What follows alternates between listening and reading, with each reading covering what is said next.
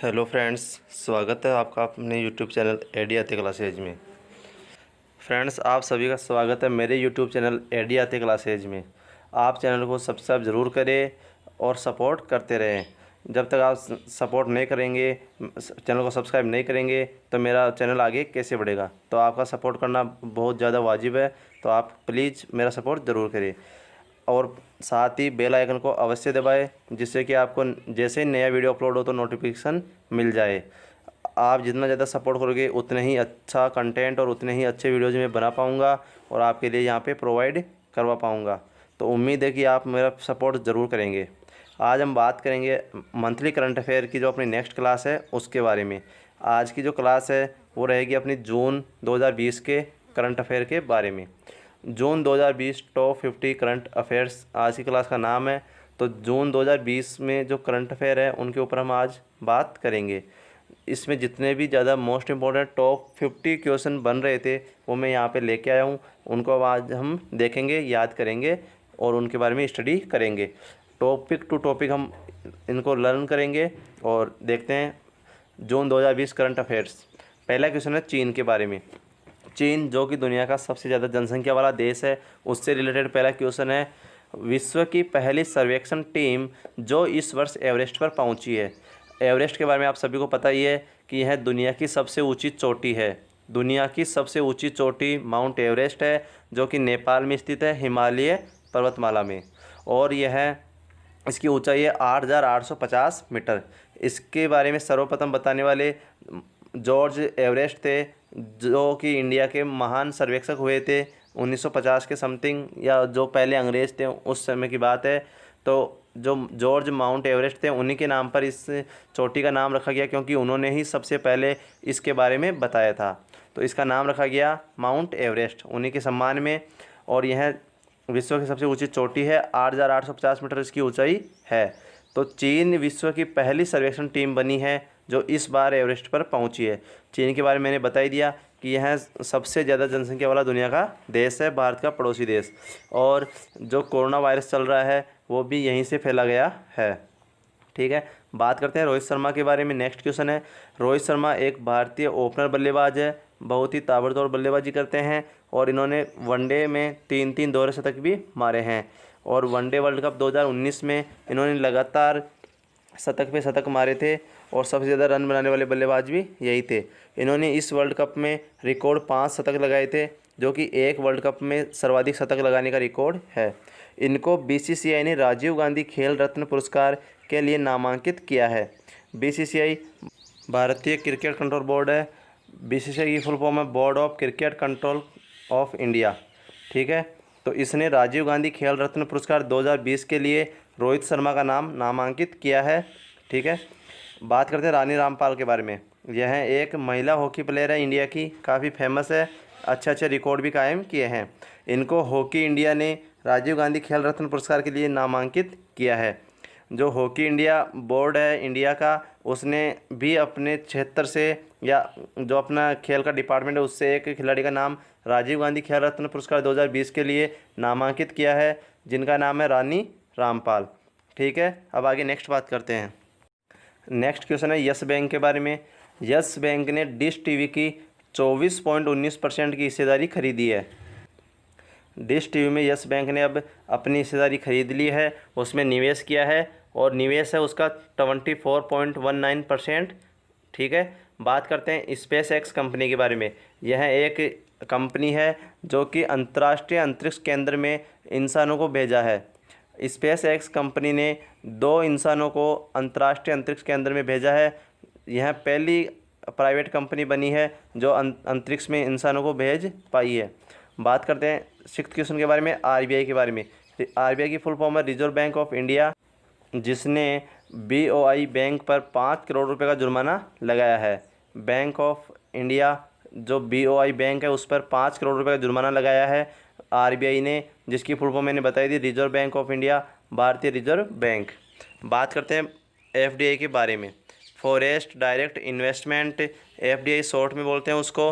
प्रत्यक्ष विदेशी निवेश 2019-20 में बढ़कर 13% से 13% बढ़ा है 2019-20 में। जो प्रत्यक्ष विदेशी निवेश है भारत में वो 2019-20 में 13% की ग्रोथ के साथ 49.97 अरब डॉलर तक पहुंच गया है। यानी कि 2019-20 में एफडीआई में वृद्धि हुई है 13% की, और यह बढ़कर जो टोटल इन्वेस्टमेंट है इंडिया में प्रत्यक्ष विदेशी निवेश वो हो गया है 49.97 अरब डॉलर। छत्तीसगढ़ सरकार ने लाख की खेती को कृषि का दर्जा दिया। जो छत्तीसगढ़ सरकार है उसने लाख की खेती की जाती थी छत्तीसगढ़ में, उसको कृषि का दर्जा दे दिया है। आईएमएफ की फुल फॉर्म है international monetary fund. International monetary fund IMF ने बांग्लादेश को कोविड-19 से लड़ाई हेतु 732 मिलियन डॉलर की सहायता राशि दी। इंटरनेशनल मॉनेटरी फंड ने बांग्लादेश को, जो कि इंडिया का पड़ोसी देश है, उसको कोविड-19 से लड़ाई हेतु सहायता राशि दी, और इसकी जो सहायता राशि है उसकी वो है 732 मिलियन डॉलर। गूगल ने सोशल डिस्टेंसिंग बनाए रखने हेतु सोडर ऐप बनाया। गूगल है उसने सोशल डिस्टेंसिंग बनाए रखने के लिए सोडर ऐप बनाया है। इसको बनाने का उद्देश्य यह था कि कोरोना वायरस को की अगर चेन तोड़नी है, इससे निपटना है, तो सोशल डिस्टेंसिंग बनाए रखना है। इसलिए गूगल ने अपना योगदान देते हुए एक ऐप बनाया है सोडर ऐप, जिससे कि सोशल डिस्टेंसिंग बनाए रखने में सहायता मिलेगी। ठीक है, अब आगे नेक्स्ट बात करते हैं। नेक्स्ट क्वेश्चन है विश्व चिंता सूचकांक 2020। विश्व चिंता सूचकांक 2020 में भारत शीर्ष पर रहा है। यह एक नेगेटिव पॉइंट है इंडिया के लिए। बात करते हैं मोहम्मद अब्दुल मन्नान ने बिहाइंड द मास्क कोविड-19 पुस्तक लिखी है। कोरोना वायरस पर जो पहली पुस्तक लिखी गई है, या जो अभी हाल ही में एक पुस्तक आई है, उसका नाम है बिहाइंड द मास्क कोविड-19। बिहाइंड द मास्क कोविड-19 यह पुस्तक लिखी है मोहम्मद अब्दुल मन्नान ने। बहुत मोस्ट इंपॉर्टेंट रहने वाली है इस बुक का नाम, क्योंकि यह कोविड-19 के ऊपर लिखी गई है, इसलिए इससे क्वेश्चन पूछा जाना स्वाभाविक रहेगा। बात करते हैं विश्व पर्यावरण दिवस के बारे में। विश्व पर्यावरण दिवस प्रतिवर्ष 5 जून को मनाया जाता है।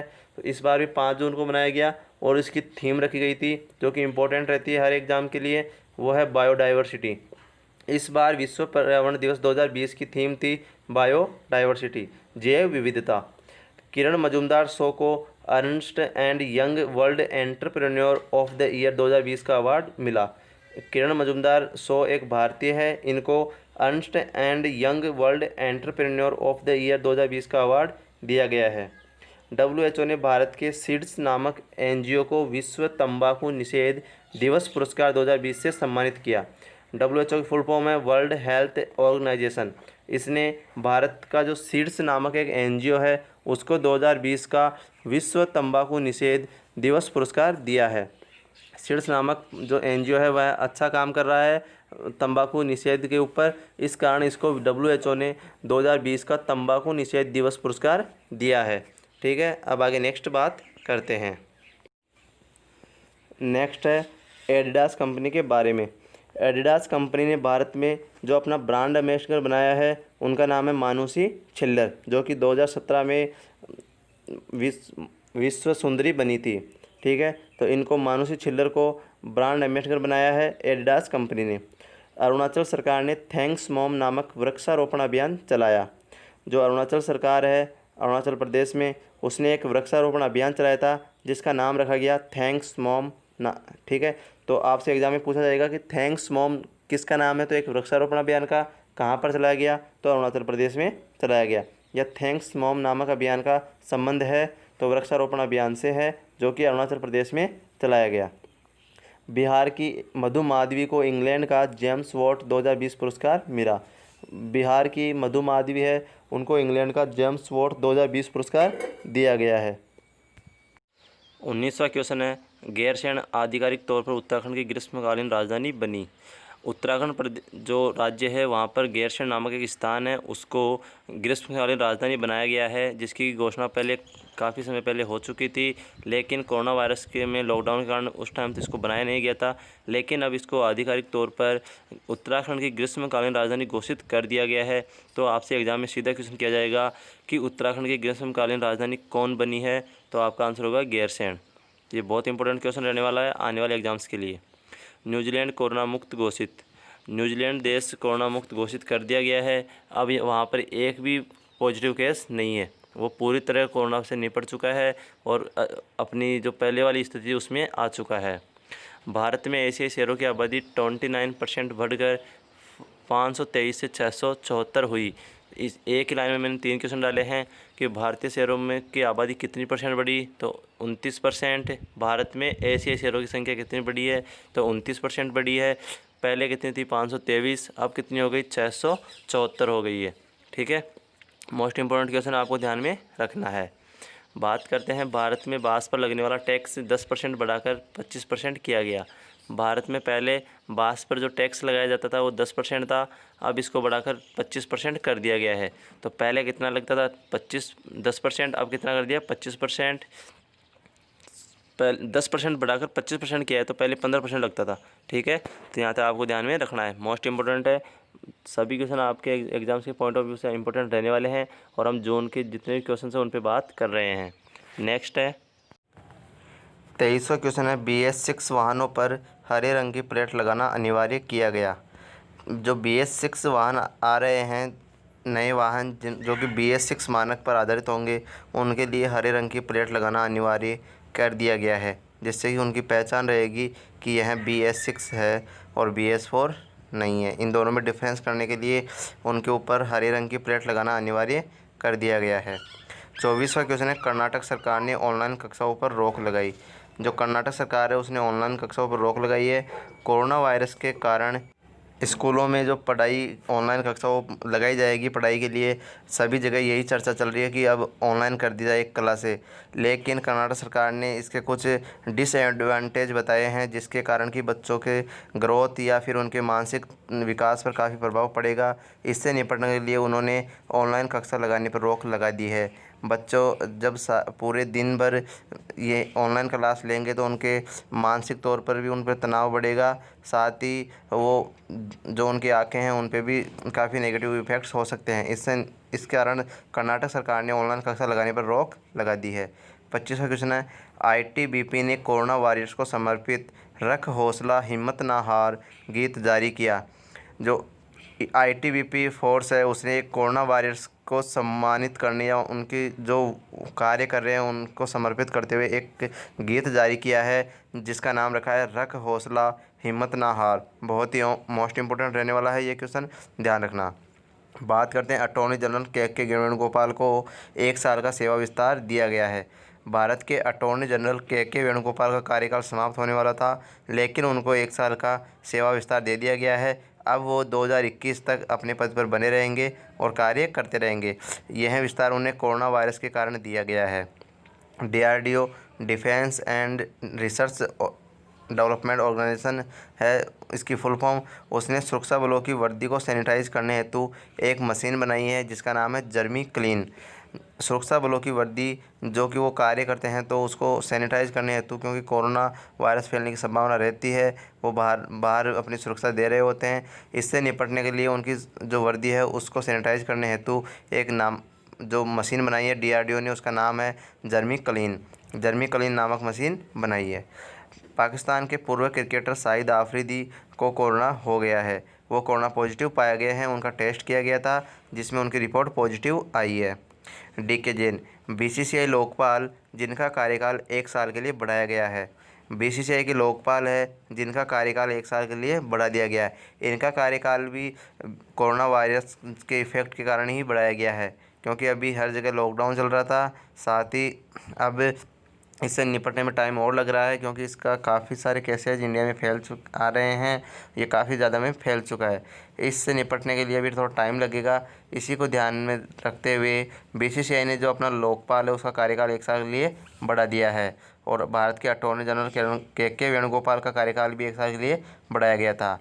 आपसे यहाँ से पूछा जा सकता है कि BCCI के लोकपाल कौन है? DK जैन। उनका कार्यकाल कब तक बढ़ा दिया गया? तो 2021 तक। और BCCI है board of cricket control India. ठीक है, तो उम्मीद है यहाँ तक समझ में आया होगा। आगे नेक्स्ट बात करते हैं।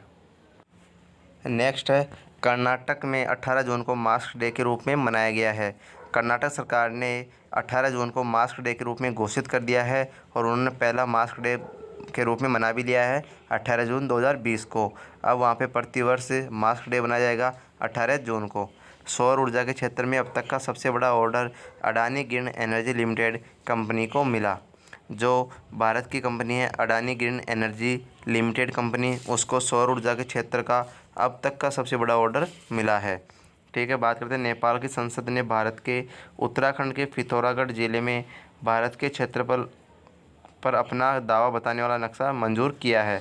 नेपाल की संसद है उसने जो भारत का राज्य है उत्तराखंड का जिला पिथौरागढ़, उसमें अपना क्षेत्र बताते हुए एक नया नक्शा जारी किया है और उसको मंजूरी भी दे दी है। यह विवादास्पद है और इस पर भारत ने आपत्ति भी जताई है। तो यह है चर्चा में है, इसलिए इम्पोर्टेंट क्वेश्चन बन जाता है कि उत्तराखंड के कौन से ज़िले में नेपाल ने अपना क्षेत्र बताया है। पिथौरागढ़ जिला, उत्तराखंड, भारत। ठीक है, भारत को संयुक्त राष्ट्र सुरक्षा परिषद का अस्थायी सदस्य चुना गया है। भारत को संयुक्त राष्ट्र सुरक्षा परिषद का अस्थायी सदस्य चुन लिया गया है, यह भी एक अच्छी खबर है। पुनम अवलोकन अभ्यास क्या है? तो पुनम अवलोकन अभ्यास है शहरों की आबादी मापने का अभियान। जब शहरों की गणना की जाती है कि वो कितने हैं, कितने कम हुए हैं, कितने बड़े हैं और कौन से क्षेत्र में कितने बड़े हैं या कम हुए हैं, सब क्षेत्र वाइज जो भी गणना की जाती है उसको पुनम अवलोकन अभ्यास नाम दिया गया है। तो कन्फ्यूज नहीं होना कि पुनम अवलोकन अभ्यास क्या है। यह शहरों की जनगणना करने का अभियान है, शहरों की आबादी मापने का अभियान है। ठीक है, नेक्स्ट बात करते हैं। नेक्स्ट क्वेश्चन है, कर्नाटक सरकार ने पहली से 5वीं तक के बच्चों की ऑनलाइन पढ़ाई पर प्रतिबंध लगाया।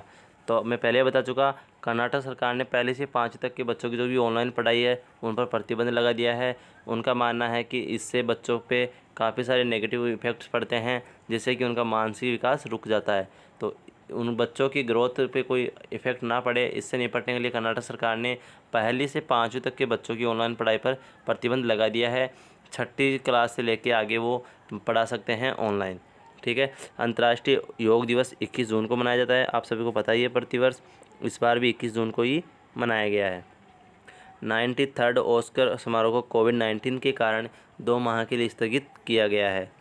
93 ऑस्कर अवार्ड जो इस साल दिए जाने थे उनको कोविड-19 के कारण 2 माह के लिए आगे किसका दिया गया है, उनको आगे स्थगित कर दिया गया है, क्योंकि कोविड-19 के कारण काफ़ी लोग एक जगह इकट्ठा नहीं हो सकते, तो ऑस्कर समारोह को भी रद्द कर दिया गया है 2 महीने के लिए।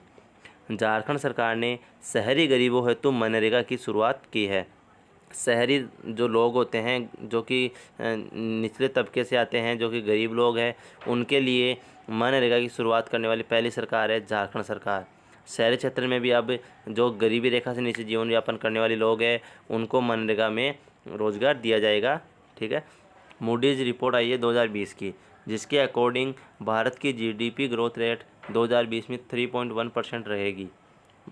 जो अलग अलग इंडेक्सेज आती रहती है वो सभी अपने अनुसार अलग अलग ग्रोथ रेट बता रही है। तो अभी हाल ही में रिपोर्ट आई थी मूडीज की 2020 की, उसके अनुसार जो भारत की जीडीपी ग्रोथ रेट है 2020 में वो 3.1% रहने वाली है।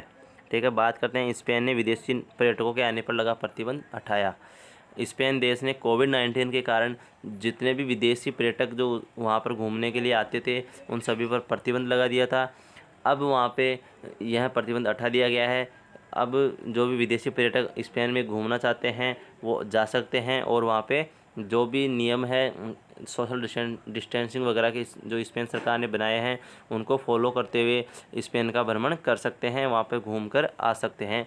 ठीक है, केंद्रीय कैबिनेट ने कुशीनगर एयरपोर्ट को इंटरनेशनल एयरपोर्ट का दर्जा देने की मंजूरी दी है। जो कुशीनगर एयरपोर्ट है अब उसको इंटरनेशनल एयरपोर्ट की तर्ज पर मान्यता दे दी है केंद्रीय कैबिनेट ने। तो अब उसको विकसित किया जाएगा कि वहाँ पर जो इंटरनेशनल फ़्लाइट्स है वो वहाँ पे आ सकती है और वहाँ से विदेशों में जा सकती है। तो कुशीनगर एयरपोर्ट इम्पोर्टेंट है कि किस एयरपोर्ट को इंटरनेशनल एयरपोर्ट का दर्जा दिया गया है, तो कुशीनगर एयरपोर्ट को दिया गया है। ठीक है, नेक्स्ट बात करते हैं। नेक्स्ट क्वेश्चन है एमसीसी जो मेलबोर्न क्रिकेट कंट्रोल है वहाँ से रिलेटेड है। एमसीसी अपने 233 सालों के इतिहास में पहली बार किसी महिला को अपना अध्यक्ष नियुक्त करने जा रही है, जो श्रीलंका के कुमार संगकारा का स्थान लेंगी। एमसीसी का अपना जो भी 233 सालों का इतिहास है, यानी कि इसकी स्थापना को 233 साल हो चुके हैं। आज के 233 साल पहले इसकी स्थापना की गई थी, तब से लेकर अभी तक इसका जो अध्यक्ष है वो एक पुरुष व्यक्ति ही बनता हुआ आ रहा है। अब तक किसी भी महिला को इसकी अध्यक्षता नहीं दी गई है, लेकिन अब पहली बार एमसीसी अपने 233 सालों के इतिहास को बदलते हुए किसी महिला को अध्यक्ष पद का स्थान देने जा रही है। अब कोई महिला एमसीसी के अध्यक्ष का पद संभालेगी, उसका कार्यभार संभालेगी, जो कि श्रीलंका के कुमार संगकारा का स्थान लेंगी। जो श्रीलंका के ओपनर बैट्समैन थे कुमार संगकारा, कैप्टन भी रहे थे, उनको हाल ही में सेवा विस्तार भी दिया गया था और पिछली 2 बार से वो ही एमसीसी के अध्यक्ष बनते हुए आ रहे हैं। लेकिन अब उनको इस पद से रिटायरमेंट लेना होगा और पहली बार कोई महिला इस पद पर जाएगी। उस महिला का नाम है क्लेयर कॉनोर। तो इम्पोर्टेंट है कि किनका स्थान लेगी, तो कुमार संगकारा का स्थान लेगी और उसका नाम क्या है, तो क्लेयर कॉनोर। ठीक है, तो एमसीसी की पहली महिला अध्यक्ष होगी क्लेयर कॉनोर। नेक्स्ट बात करते हैं 43rd क्वेश्चन। पाकिस्तान ने पहला हिंदू बनाने की आधारशिला रखी है। पाकिस्तान पहली बार किसी हिंदू मंदिर को बनाने जा रहा है और उसकी आधारशिला रख दी है, जो कि श्री कृष्ण भगवान का मंदिर होगा। ठीक है, ऑस्ट्रेलिया तथा न्यूजीलैंड को फीफा महिला विश्व कप 2023 की मेज़बानी मिली है। ऑस्ट्रेलिया तथा न्यूजीलैंड संयुक्त रूप से 2023 फीफा महिला विश्व कप की मेज़बानी करेंगे, जो कि कोविड-19 के कारण अभी तक तो संभावना नहीं थी, लेकिन आगे भविष्य में इसकी संभावना बन रही है, तो इसकी अध्यक्षता दे दी गई है। ऑस्ट्रेलिया तथा न्यूजीलैंड को संयुक्त रूप से मेज़बानी दी गई है। सॉरी, अध्यक्षता नहीं, मेज़बानी। भारत के बाहर विश्व का पहला योग विश्वविद्यालय अमेरिका में खोला जाएगा। हाल ही में अमेरिका ने घोषणा की है कि वह एक योग विश्वविद्यालय स्थापित करेगा, जो कि भारत के बाहर बनने वाला पहला योग विश्वविद्यालय होगा। अब तक भारत के अलावा किसी भी अन्य देश में योग विश्वविद्यालय की स्थापना नहीं की गई है। यह पहली बार होगा कि किसी देश में इंडिया के बाहर योग विश्वविद्यालय बनाया जाएगा। नेक्स्ट बात करते हैं, लिवरपूल ने इंग्लिश प्रीमियर लीग 2019-20 का खिताब जीता।